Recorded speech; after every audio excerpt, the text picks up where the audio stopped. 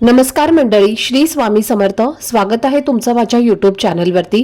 आजचा दिवस तुम्हा सर्वांना खूप छान, सुखाचा, आनंदाचा आणि समाधानाचा जाऊ देत, हीच मी स्वामींच्या चरणी प्रार्थना करते आणि आजच्या या नवीन व्हिडिओला सुरुवात करते.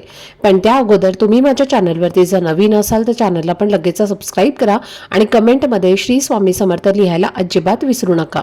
आजचा दिवस खूप खास आहे कारण आज जया एकादशी आहे आणि खरं सांगायचं झालं तर एकादशी हा हिंदू धर्मामध्ये खूप महत्त्वाचा दिवस मानला जातो. कारण प्रत्येक महिन्यात 2 एकादशी येतात, एक शुक्ल पक्षात येते आणि एक कृष्ण पक्षात येते. आणि आज जी एकादशी आलेली आहे तर ती म्हणजे जया एकादशी. हा दिवस विशेषतः भगवान विष्णूंना समर्पित असतो आणि म्हणूनच या दिवशी भगवान विष्णूंची पूजा, सेवा आणि स्मरण करणं फार महत्त्वाचं मानलं जातं. बऱ्याच लोकांना एकादशीचं पूर्ण व्रत करता येतं आणि ते लोक एकादशीचा उपवास करून दुसऱ्या दिवशी म्हणजेच द्वादशीला व्रत सोडतात. पण काही कारणांमुळे ज्यांना उपवास करणं शक्य होत नाही अशा लोकांनी काळजी करू नये, कारण या दिवशी फक्त मनापासून भगवान विष्णूंची सेवा केली तरी त्याचं खूप मोठं पुण्य मिळतं. आजच्या या जया एकादशीच्या दिवशी थोडा वेळ काढून प्रत्येकाने आपल्या घरी भगवान विष्णूंचं स्मरण करावं, त्यांची पूजा करावी आणि शक्य असल्यास पिंपळाच्या झाडाजवळ जाऊन दिवा लावावा. कारण पिंपळाचं झाड हे फार पवित्र मानलं जातं आणि तिथे दिवा लावल्याने सकारात्मक ऊर्जा वाढते. तर आजच्या या व्हिडिओमध्ये आपण पाहणार आहोत की जया एकादशीच्या दिवशी कोणती सेवा करावी, पिंपळाच्या झाडाजवळ दिवा कसा लावावा आणि ही सेवा करताना मनात कोणते भाव असावेत. तर असं म्हटलं जातं की जया एकादशीचं व्रत केल्याने किंवा या दिवशी श्रद्धेने भगवान विष्णूंची सेवा केल्याने मनातल्या इच्छा पूर्ण होतात, आयुष्यात येणारी संकटं हळूहळू दूर होतात, दुःख आणि त्रास कमी होऊ लागतो आणि आपल्या नशिबात असलेल्या भोगांची तीव्रता सुद्धा कमी होते. आणि म्हणूनच जरी व्रत करणं शक्य नसलं तरी या पवित्र दिवशी भगवान विष्णूंचा नामस्मरण, पूजा आणि सेवा नक्कीच करावी. कारण मनापासून केलेली छोटीशी सेवा सुद्धा भगवान विष्णूंना फार प्रिय असते आणि ती आपल्या आयुष्यात शांतता, समाधान आणि सकारात्मक बदल घेऊन येते. बऱ्याच घरांमध्ये एकादशीच्या दिवशी एक सुंदर अशी परंपरा पाळली जाते आणि ती म्हणजे एकदिवसीय श्री व्यंकटेश स्तोत्राचं पठण.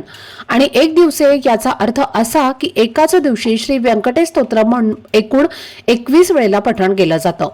एकादशीची रात्र ही खूप महत्वाची मानली जाते. म्हणजे ज्या दिवशी एकादशी असते त्या दिवसाची रात्र, आणि उदाहरण द्यायचं झालं तर आज जर एकादशी आहे तर आजची रात्र ही एकादशीची रात्र समजली जाते. त्यामुळे बऱ्याच घरांमध्ये या रात्री एक दिवसीय व्यंकटेश स्तोत्राचं पठण केलं जातं. तुमची इच्छा असेल तर तुम्ही आज रात्री बरोबर 12 वाजता 21 वेळेला श्री व्यंकटेश स्तोत्राचं पठण करू शकता. कारण 21 वेळेला पठण झालं की एक मंडळ पूर्ण होतं आणि हे मंडळ तुम्ही संस्कृतमध्ये करू शकता किंवा प्राकृत मराठीमध्ये सुद्धा करू शकता. जसं तुम्हाला सोपं वाटेल तसं, जसं तुम्हाला जमेल तसं तुम्हाला करायचं आहे. आता काही जण म्हणतात की आम्हाला रात्री 12 वाजता पठण करणं शक्य होत नाही आणि अशा वेळी काळजी करण्याचं काहीच कारण नाही. कारण दिवा लावण्याच्या वेळेला किंवा रात्री झोपण्याआधी सुद्धा तुम्ही हे पठण करू शकता. 21 वेळेला जमलं नाही तर 11 वेळेला करा, 16 वेळेला करा, 5 वेळेला करा, 3 वेळेला करा किंवा अगदी 1 वेळेला जरी केलं तरी सुद्धा तितकंच पवित्र आणि फलदायी मानलं जातं. कारण महत्त्व वेळेचं नसून तुमच्या भावनेचं आणि श्रद्धेचं असतं. ज्यांची मनापासून इच्छा आहे की आम्हाला एकादशीच्या रात्री व्यंकटेश स्तोत्राचं अनुष्ठान करायचं आहे ते आज नक्की करू शकतात. आणि काही कारणांमुळे रात्री 12 वाजता करणं शक्य नसेल तरी दिवसभरात तुम्ही कधीही ते पठण करू शकता. त्याचप्रमाणे श्री विष्णू सहस्त्रनाम ही फार उच्च आणि प्रभावी सेवा मानली जाते आणि ज्या ज्या घरात नियमितपणे विष्णू सहस्त्रनामाचं पठण, श्रवण किंवा व्रत केलं जातं त्या घरात कुठल्याही प्रकारची बाधा टिकून राहत नाही असं मानलं जातं. एखाद्याला बाहेरची बाधा असेल, आजारपण असेल, दुःख असेल, संकट असेल, सतत त्रास होत असेल, अगदी तीव्र पितृदोष असो, लग्न जमत नसेल किंवा संसारात अडचणी येत असतील, अशा प्रत्येक परिस्थितीत श्री विष्णू सहस्त्रनामाचं पठण हे खूप उपयोगी ठरतं. आयुष्यात येणाऱ्या प्रत्येक अडचणींना सामोरं जाण्यासाठी आणि त्यातून बाहेर पडण्यासाठी विष्णू सहस्त्रनाम हे एक मोठं आधारस्थान आहे. आणि म्हणूनच एकादशीच्या दिवशी विष्णू सहस्त्रनामाचं पठण करणं फार महत्त्वाचं मानलं जातं. आता संस्कृत वाचणं सगळ्यांना जमतच असं नाही आणि ज्यांना जमत नाही त्यांनी अगदी मोकळ्या मनाने यूट्यूबवरती विष्णू सहस्त्रनाम लावून फक्त श्रवण केलं तरीही चालतं किंवा ऐकत ऐकत सोबत वाचायचा प्रयत्न केला तरीही चालेल. शब्द चुकले तरी काहीही बिघडत नाही, कारण देव कुणालाही चुका झाल्या म्हणून शिक्षा देत नाही. तुम्ही प्रयत्न करत आहात, तुम्ही ऐकत आहात, तुम्ही वेळ देत आहात, हेच सगळ्यात मोठं आहे. काही लोक विष्णू सहस्त्रनामाचं व्रत सुद्धा करतात, म्हणजे दररोज ठराविक वेळी ठराविक वेळेला बसून नियमितपणे पठण करतात आणि एकादशीच्या दिवशी तर बऱ्याच घरात रात्री 12 वाजता विष्णू सहस्त्रनामाचं पठण केलं जातं।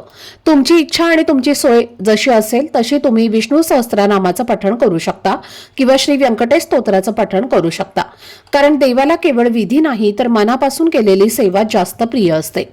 या दिवशी बाळकृष्णाचा फोटो असेल, भगवान विष्णूंचा फोटो असेल, पांडुरंगाची मूर्ती किंवा फोटो असेल किंवा आपले महाराज असतील तर त्यांना प्रेमाने तुळशीपत्र अर्पण करावं, कारण तुळस ही भगवान विष्णूंना फार प्रिय आहे।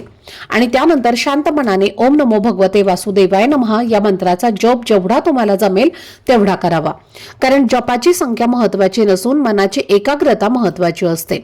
संध्याकाळच्या वेळेला विशेषतः एकादशीच्या दिवशी पिंपळाच्या झाडाखाली दिवा लावायचा असतो आणि हा दिवा लावताना दक्षिणेकडे तोंड करून उभं राहायचं नसतं, तर पूर्व किंवा पश्चिम दिशेकडे तोंड करून हा दिवा लावायचा आहे। आणि त्यावेळी भगवान विष्णूंना मनापासून प्रार्थना करत पुन्हा एकदा ओम नमो भगवते वासुदेवाय नमः या मंत्राचा जप करावा। एकादशीच्या दिवशी पिंपळ वृक्षाची सेवा केल्याने आपल्या आयुष्यातील अनेक अडचणी या हळूहळू कमी होऊ लागतात। जे काही संकट असतं, दुःख असतं, मानसिक ताण असतो तो कमी होतो आणि आपल्याला आध्यात्मिक प्रगतीची जाणीव होऊ लागते। मन शांत होतं, विचार स्पष्ट होतात आणि अनेक वेळेला मनातल्या इच्छा सुद्धा पूर्ण होऊ लागतात। जर तुमच्याकडे वेळ असेल तर आजच्या दिवशी तुम्ही व्यंकटेश स्तोत्राचं पठण तुम्ही दिवसभरामध्ये कधीही करू शकता। रात्री तुम्हाला जर करणं शक्य नसेल तर दिवसा सुद्धा चालेल। त्याचप्रमाणे श्री विष्णू सहस्त्रनामाचं पठण सुद्धा तुम्ही तुमच्या सोयीने कधीही करू शकता। आणि ज्यांना पठण काही कारणामुळे शक्य होत नाही त्यांनी नुसतं श्रवण केलं तरीही चालेल, तरी सुद्धा ते तितकंच प्रभावी असतं। मी नेहमी मनापासून सांगते की ज्या ज्या घरात नियमितपणे श्री विष्णू सहस्त्रनामाचं पठण किंवा श्रवण केलं जातं त्या घरातलं वातावरण नकळत बदलायला लागतं। आर्थिक अडचणी असो, शारीरिक त्रास असो किंवा मानसिक तणाव असो, या सगळ्या गोष्टी हळूहळू कमी होतात आणि काम, क्रोध, मोह, मत्सर यासारख्या नकारात्मक भावना सुद्धा कमी होऊ लागतात। भगवान विष्णू हे संपूर्ण जग चालवणारे जगाचे पालक आणि रक्षणकर्ते आहेत आणि तेच आपले महाराज आहेत। त्यामुळे त्यांनी आपलं दुःख का दूर करू नये असा प्रश्नच राहत नाही। सकाळी उठल्यावर फार काही मोठं करायची गरज नसते, फक्त थोडीशी शिस्त लावायची। आंघोळ झाली नसेल तरी चालेल, कारण श्रवणासाठी कुठलंच बंधन नाही। देव असं कधीच म्हणत नाही की आधी आंघोळ केलीच पाहिजे आणि मग ऐकायचं। एकदा काही सवय लागली की ते सूर, ती लय, ते हळूहळू शब्द कानात बसू लागतात आणि न कळत तुमचं सुद्धा विष्णू सहस्त्रनाम हे पाठ होऊ लागतं। विष्णू सहस्त्रनाम ही अतिशय उच्च कोटीची सेवा आहे। मोक्ष प्राप्तीसाठी, पितृदोषासाठी, आयुष्यातल्या असंख्य अडचणी आणि अगदी आर्थिक अस्थिरतेसाठी सुद्धा ही सेवा फार महत्त्वाची आणि प्रभावी मानली जाते।